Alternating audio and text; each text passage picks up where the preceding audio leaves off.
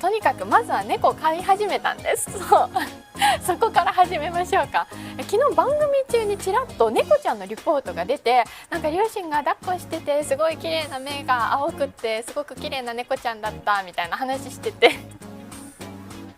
で番組終わって今から帰るみたいな、どこにいるのみたいな、今どこみたいなことを言ったらかたくなに教えてくれなくってでえって思って、でずっと白い猫ちゃんのスタンプが送られてくるんですよ。ちょっと待って、もしかしてだけどまだ猫ちゃん戯れてないよねと思って、すごい時間2時間以上は経ってたのでと思ってたら家族になりましたっていうことでと思って、すごいね、前々から猫ちゃんやっぱり飼いたいなって思ってたし嬉しかったんですけど、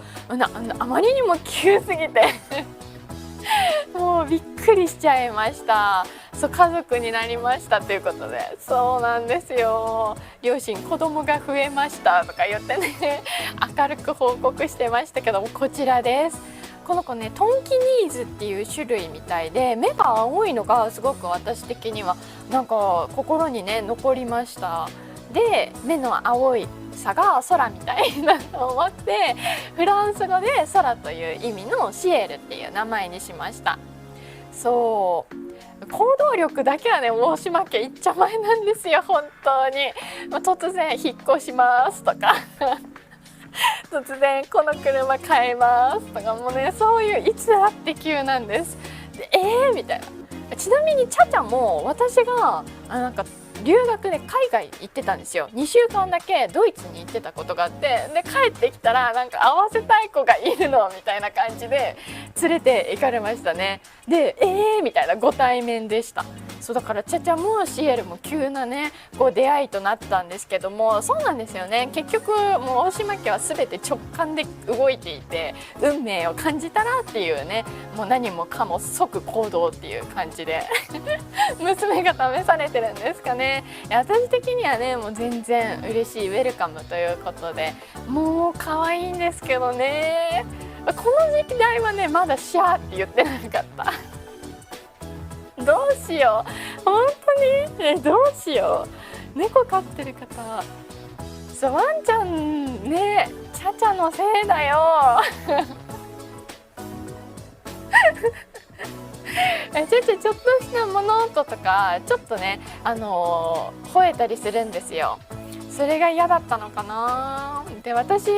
すごいずっと一緒にいるので、チャチャと朝起きてきてなんかチャチャだよみたいなこと言ったらチャチャに向かってシャーって言ってて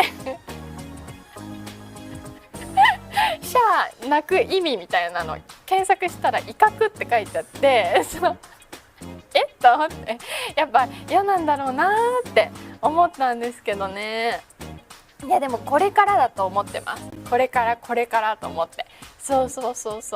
まだね、そう最初はねもう怖いと思うんですよね。きっと警戒とかもねしてると思うんで、ぜひ仲良くしてほしいな。でもチャチャってすごい他の猫ちゃんでもワンちゃんでもすっごい何に対しても怖がるんですよ。もうこうやって引いちゃって全然歩み寄れないんですけど、シエルが来た時はこうやって覗き込んでずっとね目を見つめ合ってました。そうだから相性きっといいと思うんですよね。でもこれからだなと思って、でもちょっと今一旦傷ついてます早く帰ってこうね愛情を注いであげたいね。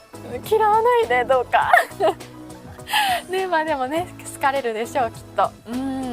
あと夏来るだと思うんですけど、名前とかね呼んだら来るのかな。そういうところもねちょっとまだ未知数なんですよ。チャチャとかはすっごいもう言葉わかるので、猫ちゃんはわかるのかなとかね、そういうところもねぜひね、頑張っていきたいと思います。やっぱ